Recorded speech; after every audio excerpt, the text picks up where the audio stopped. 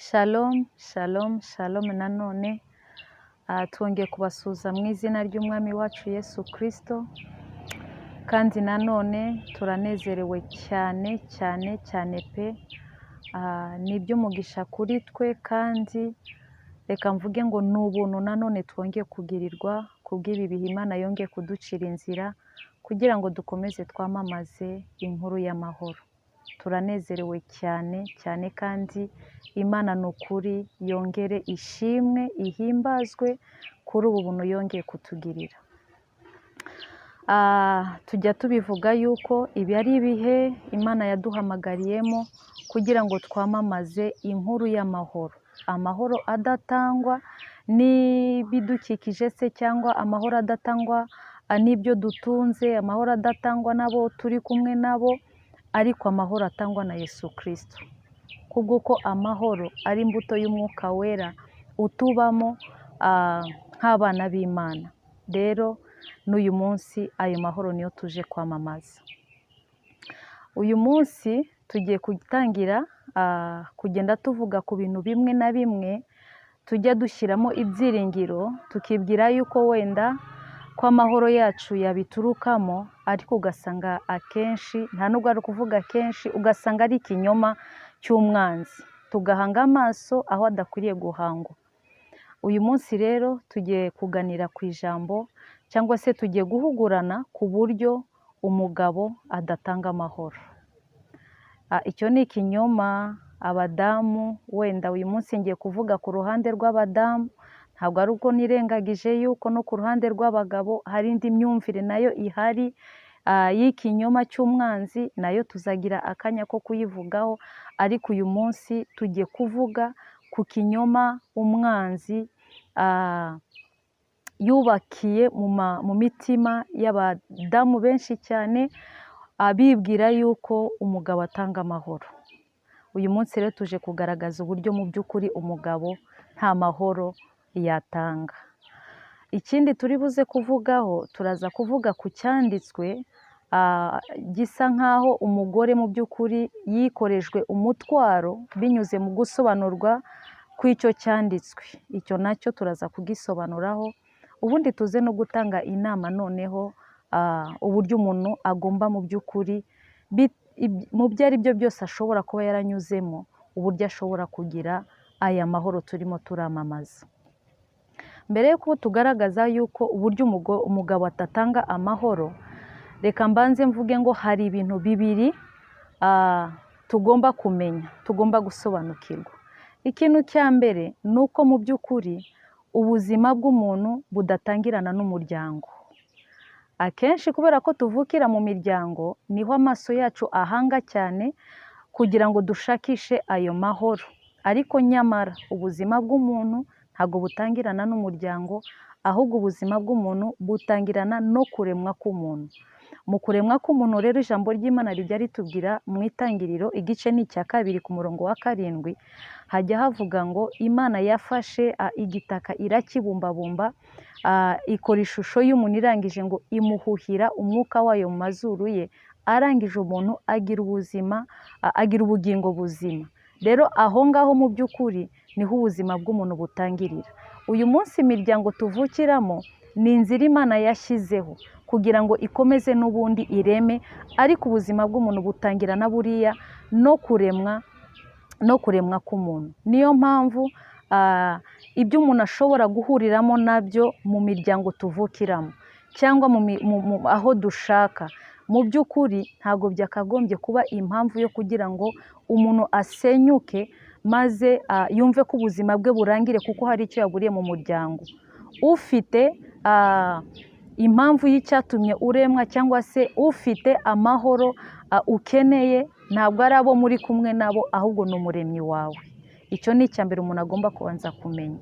Ikindi cya kabiri umuntu agomba kubanza kumenya ni uko kuri iyi si dutuyeho, ku bantu bose bayiriho, abarebare, abagufiya, abazungu, abirabura, ingeri z'abantu bose, ababyibushye, ingeri z'abantu bose, abakomeye, abafite icyubahiro, abatunzi, abakene, abagore, abagabo, ingeri z'abantu bose bari kuri iyi si bagizwe n'ingeri z'uburyo bubiri.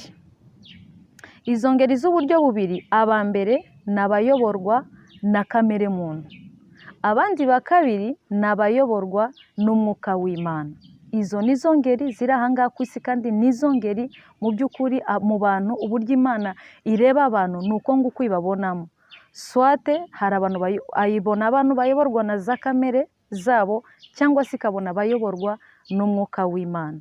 Reka wenda icyo cyanditswe tugisome, kiri mu Bagalatiya, Abagalatiya igice ni icya 5. Ngiye gusoma izi ngeri z'abantu babiri. Bagalatiya igice ni icya 5, uhereye ku murongo wa 19 niho batangirana kugaragaza ibintu biranga umuntu uyoborwa na kamere muntu. Dore uburyo ijambo ry'Imana rivuga: dore imirimo ya kamere iragaragara, niyi: gusambana, gukora ibiteye isoni n'iby'isoni nke, no gusenga ibishushanyo, no kuroga, no kwangana, no gutongana, n'ishyari, n'umujinya, n'amahane, no kwitandukanya, no kwirema ibice, no kugomanwa, no gusinda, n'ibiganiro bibi n'ibindi bisa bityo. Ndababwira hakiri kare, nk'uko nababwiye kera, yuko abakora ibisa bityo batazaragwa ubwami bw'Imana.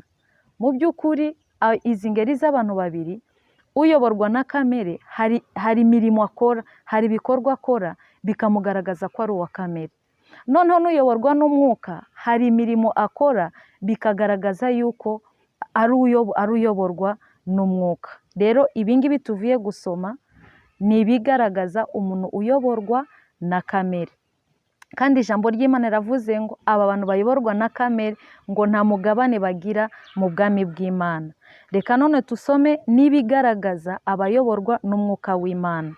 Turahera ku murongo wa 22, haravuga ngo: ariko rero imbuto z'umwuka ni urukundo, ni ibyishimo, ni amahoro, ni ukwihangana, ni ukugira neza, ni ingeso nziza, no gukiranuka. 23 avuga ngo: no kugwa neza, no kwirinda. Ibimeze bityo nta mategeko abihana. Mu by'ukuri ibi ni ibikorwa se, cyangwa se ni imirimo igaragaza abayoborwa n'umwuka w'Imana. Ariko reka mvuge ngo ku ruhande hajya habaho irindi tsinda ry'abandi bantu.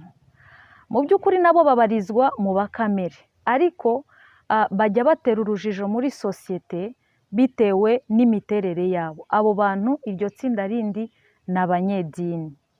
Abanyedini ubundi umwuka w'idini wagaragajwe no kuza kwa Kristo.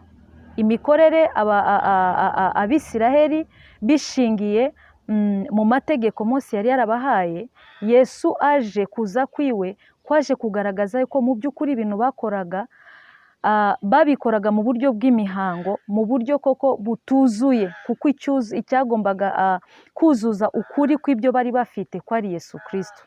Rero kuza kwa Yesu kwagaragaje umwuka w'idini uwo ari wo. Aba banyedini rero mu by'ukuri ni abantu, reka mvuge ngo bamwe dushobora kubasanga muri Matayo igice cya 12 uhereye ku murongo wa 43 ukageza ku murongo wa 45.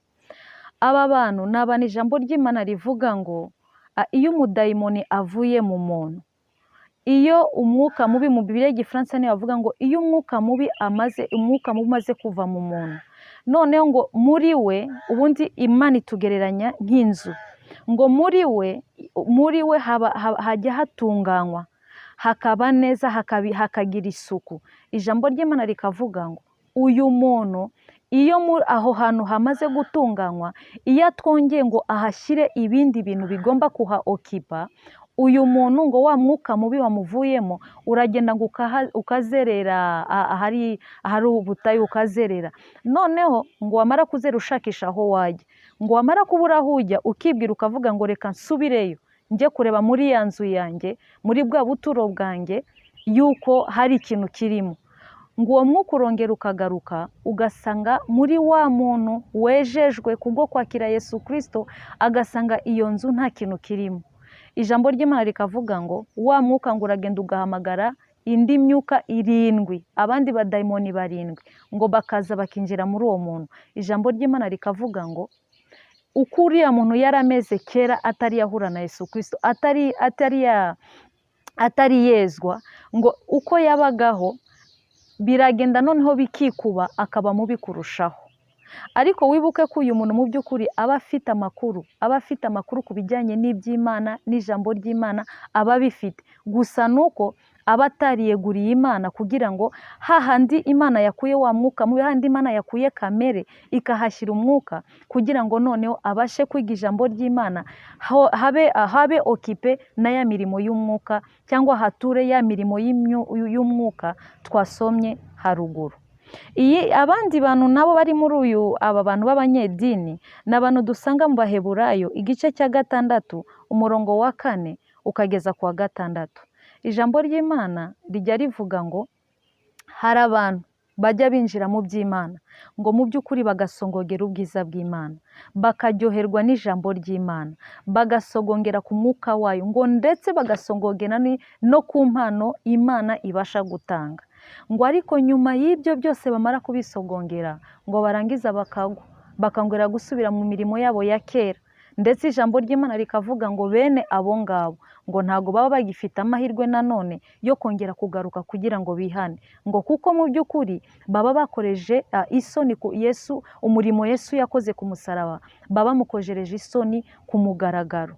Abo nabo n'abandi bantu mu by'ukuri bahari b'abanyedini, ni ukuvuga ngo ubundi ni abantu bafite amakuru ku bijyanye n'Imana, bafite ibyanditswe muri bo, ariko banze kuyoboka inzira z'Imana. Abo ngabo nabo barahari. Reka nongere mvuge ngo hari n'abandi rwose urundi ruhande usanga mu by'ukuri abantu babaye mu by'Imana mu buryo bw'imihango, bari mu itorero, bafite imirimo mu itorero, abashinzwe rwose ibintu mu itorero, bashobora kuba abashumba, bashobora kuba abavugabutumwa, bashobora kuba abaririmbyi, bashobora gukora imirimo yose rwose, bakitanga bagakora imirimo mu itorero. Ariko mu by'ukuri wabegera ugasanga kamere nizo zibayobora, wajya kureba ubuzima bwabo bw'umunsi ku wundi ugasanga ni kamere zibayobora. Bene abo ngabo nabo bari muri cya cyiciro cy'abanyedini. Abo ngabo rero bajya batera urujijo mu by'ukuri muri sosiyete, kubera ko hari igihe ubarebesha aya maso y'inyuma ukibwira yuko ari abayoborwa n'umwuka, ariko nyamara iyo uri umunyedini hari ibintu, reka mvuge ibintu wenda bigira kuri 3 cyangwa 2 bibasha kugaragaza abanyedini. Ikintu cya mbere, uzasanga nubwo umuntu rwose asenga, nubwo umuntu akora imirimo mu itorero, ariko uzamusangana urwango muri we. Ikindi cya kabiri uzamusangana umunyedini, nuko uzasanga ari umucamanza. Donc nuvuga ngo bitewe n'ibyo akora kuri we, ibyo akora n'ibyo afata akarebe agasuzumiramo abandi, abatabikora abo ngabo akabasha kubacira urubanza. Icyo ngicyo nacyo ni kigaragaza abanyedini. Ikindi kibasha kugaragaza abanyedini ni uko iteka ryose baba bashaka kwemerwa cyangwa se guhabwa icyubahiro, kugira ngo bamenyekane nyine ko ari abantu b'Imana. Uwo nawo ni umwuka ugaragaza umunyedini. Ariko reka mvuge nanze kubashyira muri za ngeri ebyiri z'abantu, kuko mu by'ukuri ni itsinda ry'abantu riri ku ruhande, ariko nubwo bitwa abanyedini, abo nabo bitewe no kuyoborwa n'ibibayobora cyangwa n'imiterere yabo, baraza n'ubundi nabo bakaba hehe, bakaba muri za ngeri z'abantu ba kamere, bayoborwa na kamere. Gusa twibuke yuko mu by'ukuri kamere z'abantu zisunikwa mu by'ukuri n'umwuka wa Satani, noneho n'imbuto z'umwuka zigasunikwa n'umwuka w'Imana. Icyo ngicyo rero nicyo mu by'ukuri nifuzaga ko tubanza kumenya, yuko iyi si turimo uko umuntu yamera kose, ariko tugizwe n'ingeri z'abantu babiri, abayoborwa na kamere n'abantu bayoborwa n'umwuka w'Imana, kugira ngo mu by'ukuri tuze gusobanukirwa uburyo umugabo atabasha gutanga amahoro. Ahangaha rero ngarutse ku ijambo nifuza ko tuganira uyu munsi, aha reka turebe yuko twabonye mu Bagalati igice cya 5 uhereye ku murongo wa 22 hatugaragarije imbuto z'umwuka. Imbuto z'umwuka twabonye ko iya mbere ari urukundo, twabonye ko iya kabiri ikurikiraho imbuto z'umwuka ni urukundo, ni ibyishimo, ni amahoro, ndetse n'izindi zikurikiyeho. Ni ukuvuga ngo amahoro mu by'ukuri ni imbuto y'umwuka. Ni ukuvuga ngo udafite umwuka w'Imana muri wowe ntabwo wabasha kugira gute, ntabwo wabasha kugira amahoro. Rero ntabwo amahoro azanwa nuko wagira umugabo mwiza, ntabwo amahoro yazanwa nuko wagira ibyo utunze cyangwa iki, oya. Amahoro azanwa nuko wahindukiriye Kristo akaguha ikimenyetso aricyo cy'umwuka wayo muri wowe, maze ibyo ngibyo bikaguhesha kugira amahoro. Mu by'ukuri reka nongere mvuge ngo amahoro azanwa no kumenya ukuri, uko kuri kukatubatura. Iki ni ikinyoma mu by'ukuri twabayemo akenshi cyane, ugasanga wenda abadamu iyo bagiye gushaka abanza akicara akavuga ati, akareba mu muryango we akavuga ati ibikomere nagize uyu mugabo ngiye gushaka rwose nize ko ari uzamara akababaro kose nagize. Rimwe na rimwe ndetse tukanabibasaba tukavuga ati urabona amateka yanjye ntago nabayeho neza, ariko niwe niringe kuzambera papa, uzambera mama, uzambera byose kugira ngo ndonke bya bindi nabuze wenda mu muryango.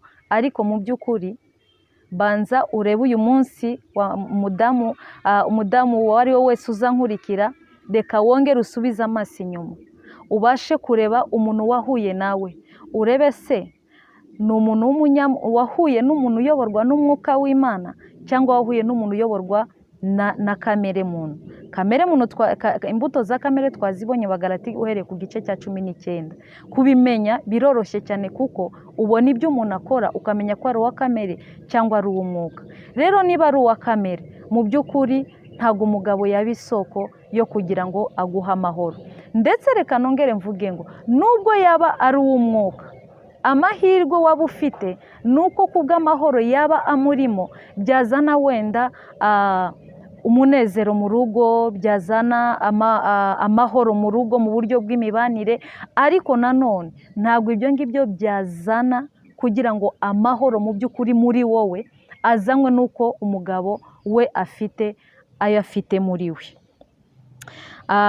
Rero mu by'ukuri hari igihe tujya dusaba abagabo ibyo badafite, kandi nanone ugasanga ni urugendo rw'ubuzima duhora dutegereje yuko ariho azaturuka ayo mahoro, bigatuma mu by'ukuri tubaho mu mihangayiko. Kandi reka nongere mvuge ngo binyuze muri iyi mirimo ya kamere, reka mfate urugero wenda batugaragarije ubusambanyi, batugaragarije ubusinzi, reka mfate nk'ibi bintu bibiri. Urugero wenda reka mfate ubusinzi. Mu by'ukuri umugabo iyo yabaye ari umusinzi, ubusinzi buriya bugendana n'ibintu byinshi cyane, bugendana n'ubusambanyi, bugendana no gutakaza responsabilité mu rugo nk'umugabo, kubera ko amafaranga ajyanwa hehe?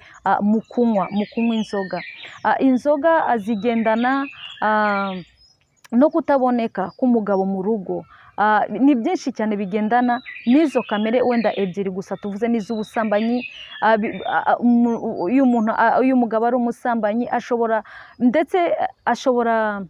agira gutya akagenda mu rugo ntaboneke ijoro rimwe, amajoro abiri, amajoro akongera akagaruka, kubera uwo mwuka w'ubusambanyi. Ibyo ngibyo icyo biza gukora rero, biraza bigasenya, bikazana ibikomere ku mutima w'umudamu. Uyu munsi rero ndimo ndavuga ngo birashoboka cyane yuko uyu mugabo yabasha kugira iriya kamere yose, ariko nyamara wa mugore uzankurikira birashoboka cyane ko byabaho, ariko ukabasha kugira amahoro. Reka wenda mbere yuko ndangiza kuri iryo jambo, reka nongere mvuge ikindi kintu cya kabiri navuze ngo ijambo icyanditswe kijya gisobanurwa, kijya gikoreza umugore umutwaro bitewe n'uburyo kijya gisobanurwa. Icyo cyanditswe ni icyanditswe kiri muri Petero wa mbere igice ni icya 3 uvuye ku murongo wa mbere ukageza ku murongo wa 2. Petero wa mbere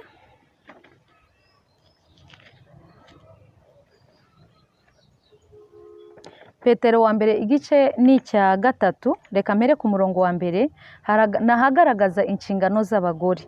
Haravuga ngo namwe bagore nuko mugandukire abagabo banyu, kugira ngo nubwo abagabo bamwe batumvira ijambo ry'Imana bareshwe n'ingeso nziza z'abagore babo, nubwo baba ari nta jambo bavuze, babonye ingeso zanyu zitunganye zifatanyije no kubaha,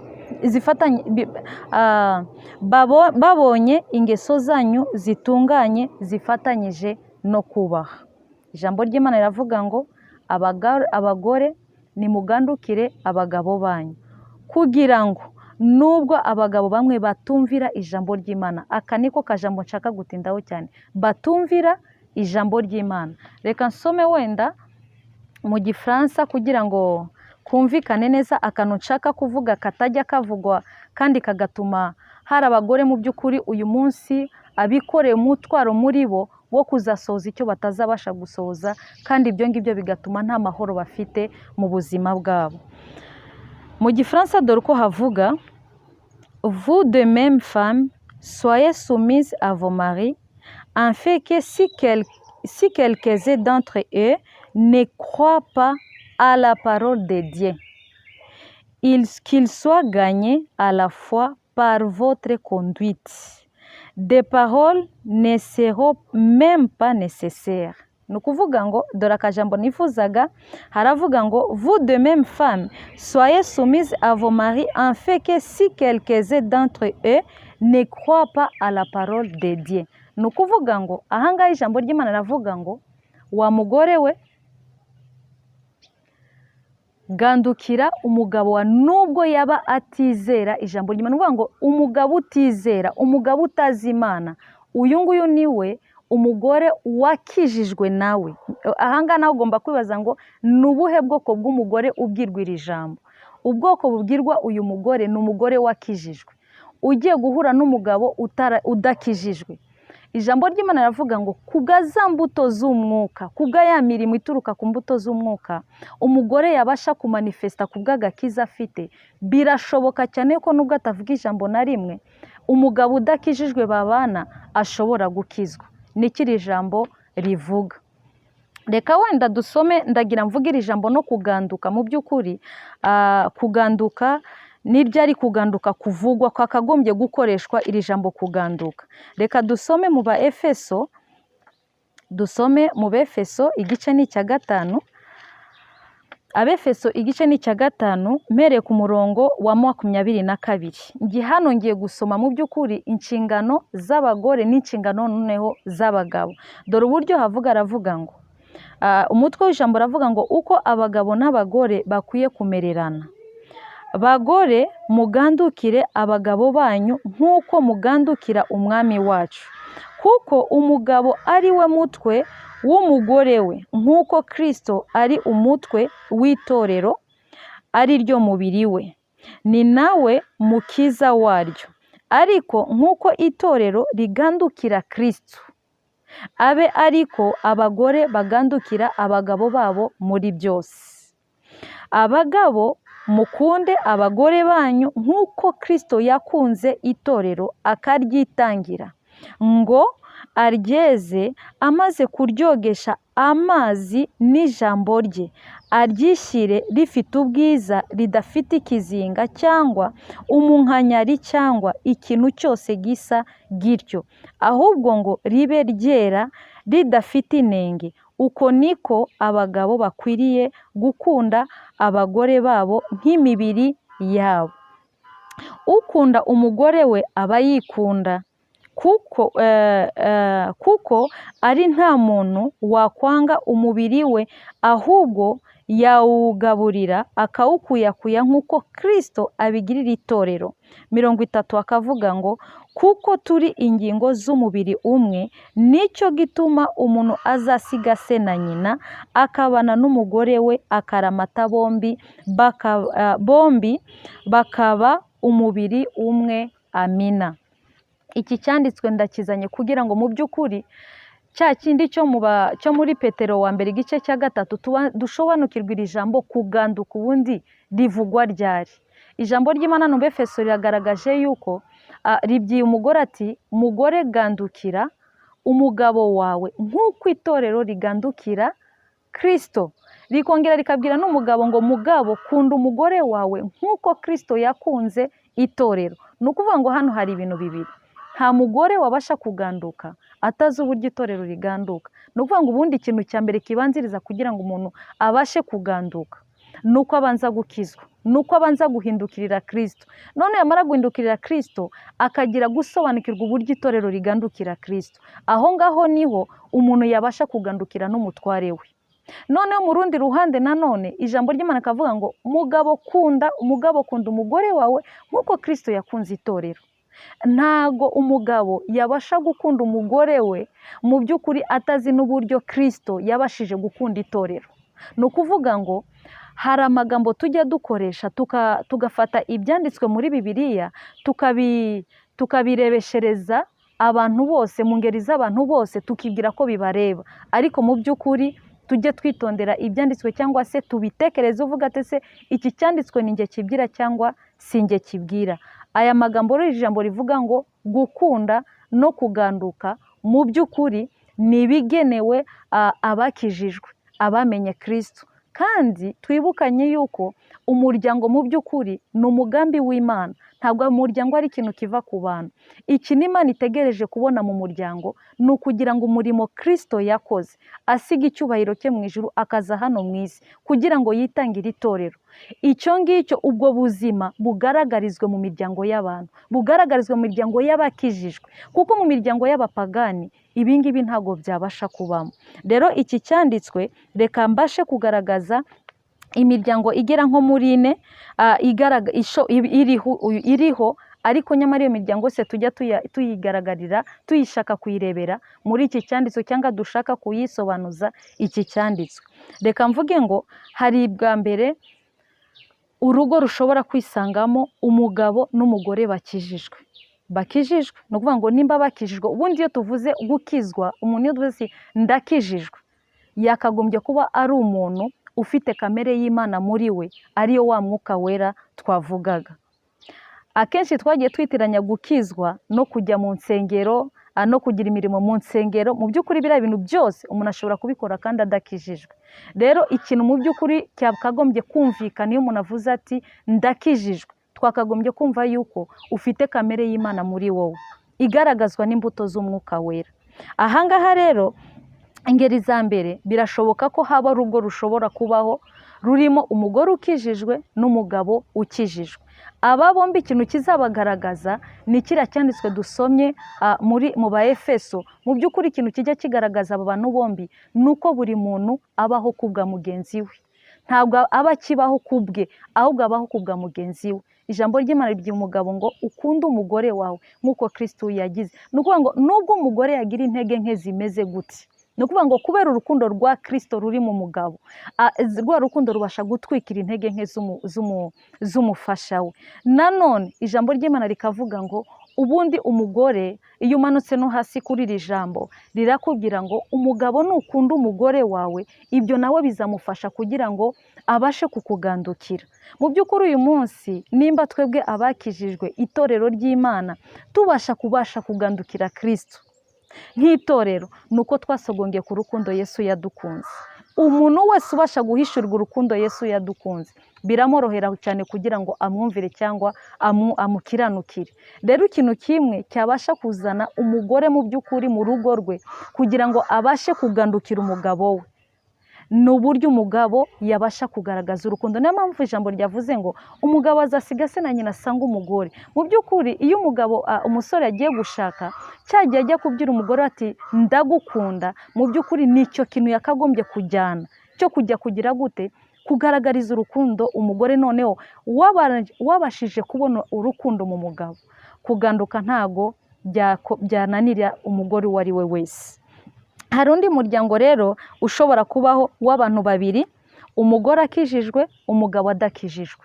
Ahangaha niho cya cyanditswe cyiza cyo muri Petero wa mbere igice cya 3 wa mugore, umugore wakijijwe mu by'ukuri ufite umwuka wa Kristo muri we, iyo ahuye n'umugabo udakijijwe, ni nazo temwanyaje nyinshi cyane tuzabona, nuko abo bagabo barahinduka, bitewe nuko wa mugabo udakijijwe abasha kumusomamo imirimo mu by'ukuri adafite muri we, cyangwa se we muri we adasanzwe abona, yabibona mu mugore akibaza ati uyu muntu ateye gute, ibyo bikamutera guhindukira. Nanone hashobora kubaho urugo rurimo abantu babiri, aho umugabo akijijwe n'umugabo adakijijwe. Icyo gihe nanone nabyo umugabo kubera wa mwuka wa Kristo murimo, rwa rukundo azagaragariza umugore we, nawe birashoboka yuko yagarura umugore we akabasha gukizwa ku bw'agakiza afite. Noneho aba bombi, iyo umwe yaremwe imbuto, bizana noneho kugira ngo bombi babane muri wa mwuka twasanze muri cya cyanditswe kiri mu Befeso igice cya 5 uhereye ku murongo wa 22. Noneho habaho n'urundi rugo rurimo umugabo udakijijwe n'umugabo udakijijwe, bombi ntabwo bakijijwe. Ariko reka nongere mbibutse yuko izi ngeri z'izi ngo zose uko zimeze, zose zijya zikora ya mihango y'idini yo guca mu itorero kugira ngo buzuze imihango yo kugira ngo bajye kubana. Aba bose rero iyo baciye mu itorero nta kindi kintu bababwira. Umugabo baramubwira ati genda ukunde umugore wawe, nawe mugore genda ugandukire umugabo wawe. Ariko icyakagombye kwibaza avuga ate, aba bantu wohereza gukundana, aba bantu wohereza kugandukirana, ese bafite umwuka w'Imana muri bo? Bafite ya mbuto muri bo yababashisha gukora ibyo ngibyo ubigishije? Ahangaha rero mu by'ukuri ni naho ibintu byinshi cyane byapfiriye uyu munsi, aho tubona amadivorce mu by'ukuri ari mu ngo cyane. Nta handi hantu bituruka, ni ahangaha ko kujya kubana tumeze uku nguku, ugasanga rwose urugo rurahari mu buryo bw'imihango. Mu by'ukuri pe, ingo nyinshi cyane zirahari yego, ariko ni mu buryo bw'imihango. Kandi ikigaragaza mu by'ukuri urugo rwiza ntabwo ari rwa rundi tubona ngo nuko abantu bari kumwe mu nzu. Oya, ubutaha, ikiganiro cy'ubutaha tuzaganira ku ijambo rivuga ngo mbese wowe wita iki gusenya. Uyu munsi tujya abona gusenya, ariko tuzasobanura mu buryo burambuye cyane gusenya icyo ari cyo. Reka ndangize noneho ntanga inama, ariko mbere yo gutanga inama ndongera ngaruke kuri wa mugore ndi kubwira ngo umugabo nta mahoro atanga. Nongere nkubwire ngo n'uyu munsi wakwisuzuma ukavuga ngo mbese umugabo mfite nuyoborwa n'umwuka w'Imana, cyangwa umugabo mfite nuyoborwa na kamere? Niba ayoborwa na kamere, witegereza rwose ko no mu rugo hazabamo umunezero cyangwa hazabamo amahoro, ahubwo ibikomere nibyo bizaza bituruka ku mbuto za kamere. Ariko nubwo bimeze gutyo rero, ni nayo mpamvu mu by'ukuri dutangaza aya mahoro atangwa na Kristo. Nubwo bimeze kuri, birashoboka yuko wagira amahoro. Aza gute rero? Ndabanza kuvuga ku ngeri y'umuntu wa mbere. Ushobora kuba uri umugore mu by'ukuri ukijijwe, ushobora kuba uri umugore ukijijwe ariko mu by'ukuri utarabashije cyangwa se waragerageje kwera imbuto z'umwuka, ariko ukagera aho ngaho bitewe wenda n'ibyo ubasha kubona mu rugo, kwihangana kuranze, ibyo byose byakuzaniye gukomereka. Ikintu cya mbere kugira ngo ubashe kugira amahoro, icyo ugomba gukora cya mbere ni ukubabarira umugabo wawe. Ni ukubabarira umugabo wawe, ukamenya yuko ukavuga ati ese nimba umaze gusobanukirwa kuri uwa kamere, ukavuga ati mu by'ukuri ndi kumusaba icyo atarafite, ibyo bigutere kumubabarira. Ikindi cya kabiri, birashoboka ko ari muri ba bandi muri rya tsinda ry'abanyedini, wowe wabonye umuntu ujya mu rusengero, ubona umuntu ukora imirimo gutya mu rusengero, ukavuga ati uyu muntu azi Imana, ariko wahura nawe ugasanga mu by'ukuri ni umupagani mubisi arenze n'abari hanze. Icyo bikagutera igikomere. Icyo kintu aho ngaho, ikintu bigusaba mu by'ukuri ni ukubabarira umugabo wawe, ukamenya aho umuklasa, ukamenya aho umushyira bitewe n'ibi byiciro byose tuvuze. Warangiza ukabasha gutanga imbabazi. Iyo umaze gutanga imbabazi mu by'ukuri, none ugatangira urugendo rushya rwo kubaho uyoborwa n'umwuka w'Imana. Za mbuto, niba ukijijwe, umwuka w'Imana ari muri wowe kandi amahoro ari muri wowe. Nicyo ugomba gusobanukirwa yuko amahoro y'Imana ari muri wowe, bidaturutse uko umugabo wawe yabateye uko ariko kose. Kandi iki ngiki wagisobanukiwe mu by'ukuri, niyo mpamvu ibi ni ibintu mu by'ukuri tuvuga ngo ni mwige ijambo ry'Imana. Fata ibyanditswe usome kugira ngo umenye ukuri kukubature. Mu by'ukuri iyo wamaze gusobanukirwa iki kintu, iyo wamaze kugira ayo mahoro, biguhesha gusobanukirwa impamvu Imana yakuremye. Mu by'ukuri niba n'ikindi kintu gituma abantu babura amahoro, ni ukubaho batazi impamvu yo kubaho kwabo. Iyo wamaze gusobanukirwa impamvu y'Imana yakuremeye, utangira kugendera muri iyo mpamvu, utangira gusohoza impamvu y'Imana yakuremeye, bikaguhesha kugira amahoro, bikaguhesha kugira amahoro mu buryo bwuzuye. Igihe cyose iyo uri hanze yo mu bushake bw'Imana y'icyo yakuremeye, usanga mu by'ukuri nta mahoro wagira. Rero ibintu biyazana ni ukwikiranura na biriya byose bishobora gutera ibikomere, ukababarira, kuko usanze ko mu by'ukuri hari ibyo usaba mu by'ukuri bidashoboka. Iyo umaze kubabarira, ibyo ngibyo bibasha kuguhesha amahoro, ndetse bikaguhesha kwinjira muri destine, mu cyo Imana yakuremeye. Pemporte, kuko ari ikintu kimwe namaze gusobanukirwa.